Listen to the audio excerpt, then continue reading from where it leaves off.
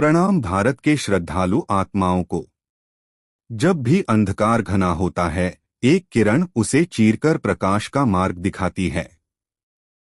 यही किरण है भगवान सूर्य, जो न केवल इस संसार को ज्योति और ऊर्जा प्रदान करते हैं, बल्कि ज्ञान, मोक्ष और भक्ति का भी प्रकाश बनकर जीवन को जागृत करते हैं। आप देख रहे हैं ब्रह्मा पुराण की अमृतवाणी, और आज हम प्रस्तुत कर रहे हैं भगवान सूर्य की महिमा, एक ऐसा अध्याय जो न केवल वेदों की गहराई में डूबा है, बल्कि आत्मा के कल्याण की ओर स्पष्ट मार्ग भी दिखाता है। यह कथा केवल जानकारी नहीं, अनुभूति है। यह महिमा केवल वर्णन नहीं, दिव्यता की पुकार है।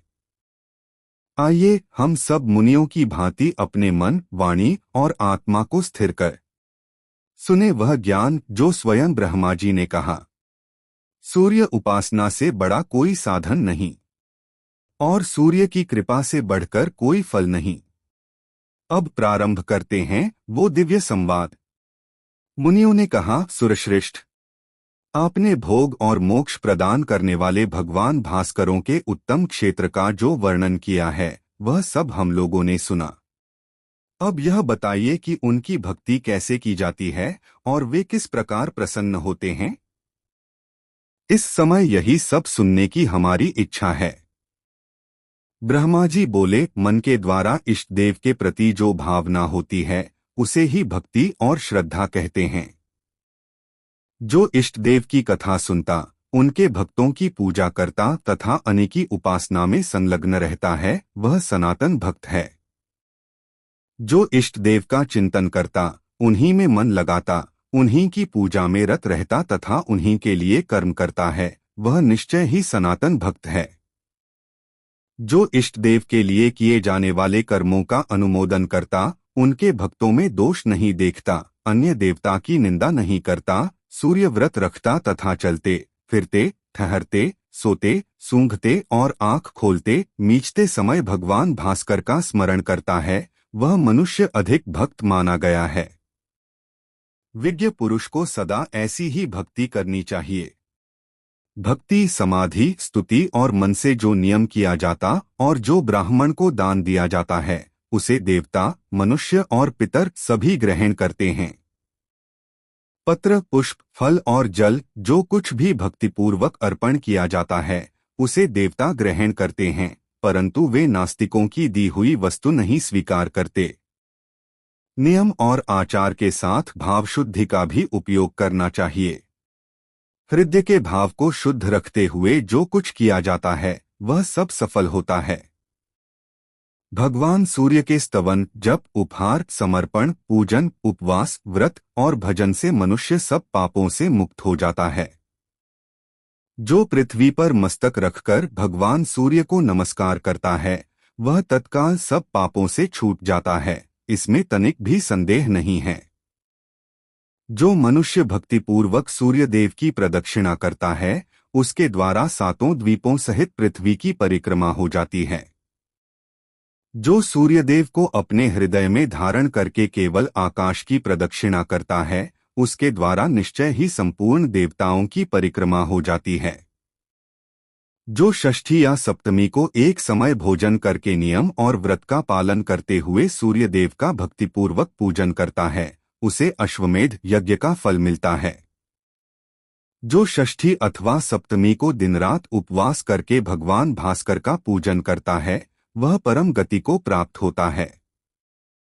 जब शुक्ल पक्ष की सप्तमी को रविवार हो, उस दिन विजया सप्तमी होती है। उसमें दिया हुआ दान महान फल देने वाला है। विजया सप्तमी को किया हुआ स्नान, दान, तप, होम और उपवास सब कुछ बड़े बड़े पातकों का नाश करने वाला है। जो मनुष्य रविवार के दिन श्राद्ध करते और महातेजस्वी सूर्य का यजन करते हैं, उन्हें अभीष्ट फल की प्राप्ति होती है। जिनके समस्त धार्मिक कार्य सदा भगवान सूर्य के उद्देश्य से होते हैं, उनके कुल में कोई दरिद्र अथवा रोगी नहीं होता। जो सफेद, लाल अथवा पीली मिट्टी से भगवान सूर्य के मंदिर को लीपता है, उसे मनोवांछित फल की प्राप्ति होती है। जो निराहार रहकर भांति भांति के सुगंधित पुष्पों द्वारा सूर्यदेव का पूजन करता है, उसे अभीष्ट फल की प्राप्ति होती है। जो घी अथवा तिल के तेल से दीपक जलाकर भगवान सूर्य की पूजा करता है, वह कभी अंधा नहीं होता। दीप दान करने वाला मनुष्य सदा ज्ञान के प्रकाश से प्रकाशित रहता है। जो सदा देव मंदिरों, चौराहों और सड़कों पर दीप दान करता है, वह रूपवान तथा सौभाग्यशाली होता है। दीप की शिखा सदा ऊपर की ही ओर उठती है, उसकी गति कभी नीचे की ओर नहीं होती। इसी प्रकार दीप दान करने वाला पुरुष भी दिव्य तेज से प्रकाशित होता है। वह कभी तिर्यग्योनि में नहीं पड़ता। जलते हुए दीपक को न कभी चुराए न नष्ट करे। दीपहर्ता मनुष्य बंधन, नाश, क्रोध एवं तमोमय नरक को प्राप्त होता है। उदयकाल में प्रतिदिन सूर्य को अर्घ्य देने से एक ही वर्ष में सिद्धि प्राप्त होती है। सूर्य के उदय से लेकर अस्त तक उनकी ओर मुंह करके खड़ा हो किसी मंत्र अथवा स्तोत्र का जप करना आदित्य व्रत कहलाता है। यह बड़े बड़े पातकों का नाश करने वाला है। सूर्योदय के समय श्रद्धापूर्वक अर्घ्य देकर सब कुछ सांगोपांग दान करे। इससे सब पापों से छुटकारा मिल जाता है। अग्नि, जल, आकाश, पवित्र भूमि, प्रतिमा तथा पिंडी प्रतिमा की वेदी में यत्नपूर्वक सूर्यदेव को अर्घ्य देना चाहिए। उत्तरायण अथवा दक्षिणायन में सूर्यदेव का विशेष रूप से पूजन करके मनुष्य सब पापों से मुक्त हो जाता है। इस प्रकार जो मानव प्रत्येक वेला में अथवा कुवेला में भी भक्तिपूर्वक श्री सूर्यदेव का पूजन करता है, वह उन्हीं लोक प्रतिष्ठित होता है। जो तीर्थों में पवित्र हो भगवान सूर्य को स्नान कराने के लिए एकाग्रतापूर्वक जल भरकर लाता है, वह परम गति को प्राप्त होता है। छत्र, ध्वजा, चंदोवा, पताका और चवर आदि वस्तुएं सूर्यदेव को श्रद्धापूर्वक समर्पित करके मनुष्य अभीष्ट गति को प्राप्त होता है। मनुष्य जो पदार्थ भगवान सूर्य को भक्तिपूर्वक अर्पित करता है, उसे वे लाख गुना करके उस पुरुष को देते हैं। भगवान सूर्य की कृपा से मानसिक, वाचिक तथा शारीरिक समस्त पाप नष्ट हो जाते हैं। सूर्यदेव के एक दिन के पूजन से भी जो फल प्राप्त होता है, वह शास्त्रोक्त दक्षिणा से युक्त सैकड़ों यज्ञों के अनुष्ठान से भी नहीं मिलता। मुनियों ने कहा, जगतपते, भगवान सूर्य का यह अद्भुत महात्म्य हमने सुन लिया। अब पुनः हम जो कुछ पूछते हैं उसे बतलाइए। गृहस्थ, ब्रह्मचारी, वानप्रस्थ और सन्यासी जो भी मोक्ष प्राप्त करना चाहे, उसे किस देवता का पूजन करना चाहिए? कैसे उसे अक्षय स्वर्ग की प्राप्ति होगी? किस उपाय से वह उत्तम मोक्ष का भागी होगा तथा वह किस साधन का अनुष्ठान करे जिससे स्वर्ग में जाने पर उसे पुनः नीचे न गिरना पड़े? ब्रह्मा जी बोले, द्विजवरों, भगवान सूर्य उदय होते ही अपनी किरणों से संसार का अंधकार दूर कर देते हैं। अतः उनसे बढ़कर दूसरा कोई देवता नहीं है। वे आदि अंत से रहित सनातन पुरुष एवं अविनाशी हैं तथा अपनी किरणों से प्रचंड रूप धारण कर तीनों लोकों को ताप देते हैं। संपूर्ण देवता इन्हीं के स्वरूप हैं। ये तपने वालों में श्रेष्ठ, संपूर्ण जगत के स्वामी, साक्षी तथा पालक हैं। ये ही बारंबार जीवों की सृष्टि और संहार करते हैं तथा ये ही अपनी किरणों से प्रकाशित होते, तपते और वर्षा करते हैं। ये धाता, विधाता, संपूर्ण भूतों के आदि कारण और सब जीवों को उत्पन्न करने वाले हैं। ये कभी क्षीण नहीं होते। इनका मंडल सदा अक्षय बना रहता है। ये पितरों के भी पिता और देवताओं के भी देवता हैं। इनका स्थान ध्रुव माना गया है, जहां से फिर नीचे नहीं गिरना पड़ता। सृष्टि के समय संपूर्ण जगत सूर्य से ही उत्पन्न होता है और प्रलय के समय अत्यंत तेजस्वी भगवान भास्कर में ही उसका लय होता है। असंख्य योगीजन अपने कलेवर का परित्याग करके वायुस्वरूप हो तेजोराशि भगवान सूर्य में ही प्रवेश करते हैं।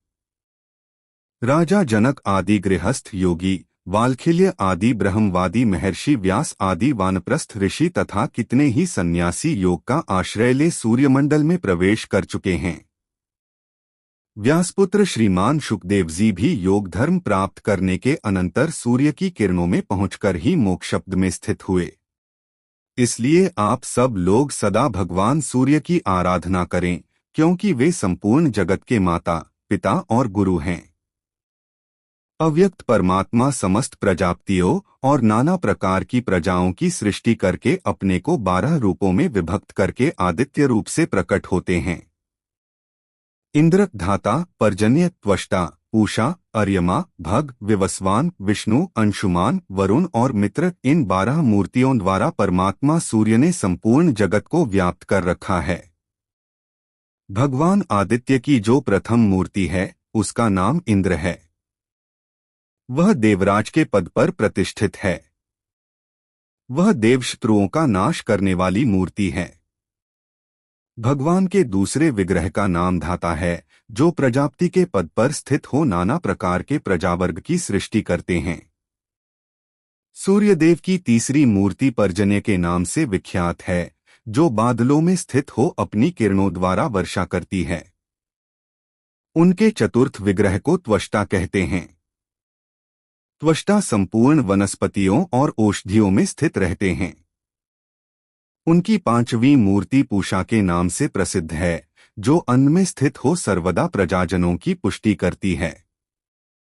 सूर्य की जो छठी मूर्ति है उसका नाम अर्यमा बताया गया है। वह वायु के सहारे संपूर्ण देवताओं में स्थित रहती है। भानु का सातवां विग्रह भग नाम से विख्यात है। वह ऐश्वर्य तथा देहधारियों के शरीरों में स्थित होता है। सूर्यदेव की आठवीं मूर्ति विवस्वान कहलाती है। वह अग्नि में स्थित हो जीवों के खाए हुए अन्न को पचाती है। उनकी नवीं मूर्ति विष्णु के नाम से विख्यात है, जो सदा देवशत्रुओं का नाश करने के लिए अवतार लेती है। सूर्य की 10वीं मूर्ति का नाम अंशुमान है, जो वायु में प्रतिष्ठित होकर समस्त प्रजा को आनंद प्रदान करती है। सूर्य का 11वां स्वरूप वरुण के नाम से प्रसिद्ध है, जो सदा जल में स्थित होकर प्रजा का पोषण करता है। भानु के 12वें विग्रह का नाम मित्र है, जिसने संपूर्ण लोकों का हितन करने के लिए चंद्र नदी के तट पर स्थित होकर तपस्या की। परमात्मा सूर्यदेव ने इन 12 मूर्तियों के द्वारा संपूर्ण जगत को व्याप्त कर रखा है। इसलिए भक्त पुरुषों को उचित है कि वे भगवान सूर्य में मन लगाकर पूर्वोक्त 12 मूर्तियों में उनका ध्यान और नमस्कार करें। इस प्रकार मनुष्य 12 आदित्यों को नमस्कार करके उनके नामों का प्रतिदिन पाठ और श्रवण करने से सूर्यलोक में प्रतिष्ठित होता है। मुनियों ने पूछा, यदि ये सूर्य सनातन आदिदेव हैं, तो इन्होंने वर पाने की इच्छा से प्राकृत मनुष्यों की भांति तपस्या क्यों की? ब्रह्मा जी बोले, ब्राह्मणों, यह सूर्य का परम गोपनीय रहस्य है। पूर्व काल में मित्र देवता ने महात्मा नारद को जो बात बतलाई थी, वही मैं तुम लोगों कहता हूँ। एक समय की बात है, अपनी इंद्रियों को वश में रखने वाले महायोगी नारद जी मेरुगिरी के शिखर से गंधमादन नामक पर्वत पर उतरे और संपूर्ण लोकों में विचरते हुए उस स्थान पर आए जहाँ मित्र देवता तपस्या करते थे। उन्हें तपस्या में संलग्न देख नारद जी के मन में कौतूहल हुआ। वे सोचने लगे, जो अक्षय, अविकारी, व्यक्ताव्यक्त स्वरूप और सनातन पुरुष हैं, जिन महात्मा ने तीनों लोकों को धारण कर रखा है, जो सब देवताओं के पिता एवं परों से भी पर हैं, किन देवताओं अथवा पितरों का यजन करते रहे हैं और करेंगे। इस प्रकार मन ही मन विचार करके नारद जी मित्र देवता से बोले, भगवन, अंगोपांगों सहित संपूर्ण वेदों एवं पुराणों में आपकी महिमा का गान किया जाता है। आप अजन्मा, सनातन, धाता तथा उत्तम अधिष्ठान हैं। भूत, भविष्य और वर्तमान सब कुछ आप में ही प्रतिष्ठित है। गृहस्थ आदि चारों आश्रम प्रतिदिन आपका ही यजन करते हैं। आप ही सबके पिता, माता और सनातन देवता हैं। फिर भी आप किस देवता अथवा पितर की आराधना करते हैं, यह हमारी समझ में नहीं आता।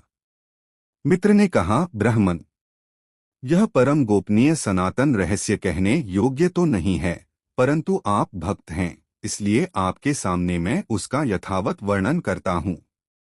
वह जो सूक्ष्म, अविज्ञेय, अव्यक्त, अचल, ध्रुव, इंद्रिय रहित, इंद्रियों के विषयों से रहित तथा संपूर्ण भूतों से पृथक है, वही समस्त जीवों का अंतरात्मा है, उसी को क्षेत्रज्ञ भी कहते हैं। वह तीनों गुणों से भिन्न पुरुष कहा गया है, उसी का नाम भगवान हिरण्यगर्भ है। वह संपूर्ण विश्व का आत्मा, सर्व संहारकारी और अक्षर अविनाशी माना गया है। उसने इस एकात्मक त्रिलोकी को अपने आत्मा के द्वारा धारण कर रखा है। वह स्वयं शरीर से रहित है, किंतु समस्त शरीरों में निवास करता है। शरीर में रहते हुए भी वह उसके कर्मों से लिप्त नहीं होता। वह मेरा, तुम्हारा तथा अन्य जितने भी देहधारी हैं, उनका भी आत्मा है। सबका साक्षी है, कोई भी उसका ग्रहण नहीं कर सकता। वह सगुण, निर्गुण, विश्वरूप तथा ज्ञानगमय माना गया है। उसके सब ओर हाथ पैर हैं, सब ओर नेत्र, सिर और मुख हैं तथा सब ओर कान हैं। वह संसार में सबको व्याप्त करके स्थित है। संपूर्ण मस्तक उसके मस्तक, संपूर्ण भुजाएं उसकी भुजा, संपूर्ण पैर उसके पैर, संपूर्ण नेत्र उसके नेत्र एवं संपूर्ण नासिकाएं उसकी नासिका हैं। वह स्वेच्छाचारी है और अकेला ही संपूर्ण क्षेत्र में सुखपूर्वक विचरता है। यहाँ जितने शरीर हैं, वे सभी क्षेत्र कहलाते हैं। उन सबको वह योगात्मा जानता है, इसलिए क्षेत्रज्ञ कहलाता है। अव्यक्तपुर में शयन करता है, आथ उसे पुरुष कहते हैं। विश्व का अर्थ है बहुविध, वह परमात्मा सर्वत्र बतलाया जाता है, इसलिए बहुविध रूप होने के कारण वह विश्वरूप माना गया है। एकमात्र वही महान है और एकमात्र वही पुरुष कहलाता है, आथ वह एकमात्र सनातन परमात्मा ही महापुरुष नाम धारण करता है। वह परमात्मा स्वयं ही अपने आप को 100, 1000, लाख और करोड़ों रूपों में प्रकट कर लेता है। जैसे आकाश से गिरा हुआ जल भूमि के रस विशेष से दूसरे स्वाद का हो जाता है, उसी प्रकार गुणमय रस के संपर्क से वह परात्मा अनेक रूप प्रतीत होने लगता है। जैसे एक ही वायु समस्त शरीरों में 5 रूपों में स्थित है, उसी प्रकार आत्मा की भी एकता और अनेकता मानी गई है। जैसे अग्नि दूसरे स्थान की विशेषता से अन्य नाम धारण करती है, उसी प्रकार वह परमात्मा ब्रह्मा आदि के रूपों में भिन्न भिन्न नाम धारण करता है। जैसे एक दीप हजारों दीपों को प्रकट करता है, वैसे ही वह एक ही परमात्मा हजारों रूपों को उत्पन्न करता है। संसार में जो चराचर भूत हैं, वे नित्य नहीं हैं, परंतु वह परमात्मा अक्षय, अप्रमेय तथा सर्वव्यापी कहा जाता है। वह ब्रह्मा सत्सत स्वरूप है। लोक में देव कार्य तथा पितृकार्य के अवसर पर उसी की पूजा होती है। उससे बढ़कर दूसरा कोई देवता या पितर नहीं है। उसका ज्ञान अपने आत्मा द्वारा होता है। आथ मैं उसी सर्वात्मा का पूजन करता हूँ। देवर्षि, स्वर्ग में भी जो जीव उस परमेश्वर को नमस्कार करते हैं, वे उसी के द्वारा दिए हुए अभीष्ट गति को प्राप्त होते हैं। देवता और अपने अपने आश्रमों में स्थित मनुष्य भक्तिपूर्वक सबके आदिभूत उस परमात्मा का पूजा करते हैं और वे उन्हें सद्गति प्रदान करते हैं। वे सर्वात्मा, सर्वगत और निर्गुण कहलाते हैं। मैं भगवान सूर्य को ऐसा मानकर अपने ज्ञान के अनुसार उनका पूजन करता हूँ। नारद जी, यह गोपनीय उपदेश मैंने अपनी भक्ति के कारण आपको बतलाया है। आपने भी इस उत्तम रहस्य को भली भांति समझ लिया। देवता, मुनि और पुराण सभी उस परमात्मा को वरदायक मानते हैं और इसी भाव से सब लोग भगवान दिवाकर का पूजन करते हैं। ब्रह्मा जी कहते हैं, इस प्रकार मित्र देवता ने पूर्व काल में नारद जी को यह उपदेश दिया था। भानु के उपदेश को मैंने भी आप लोगों से कह सुनाया। जो सूर्य का भक्त न हो, उसे इसका उपदेश नहीं देना चाहिए। जो मनुष्य प्रतिदिन इस प्रसंग को सुनाता और जो सुनता है, वह निःसंदेह भगवान सूर्य में प्रवेश करता है।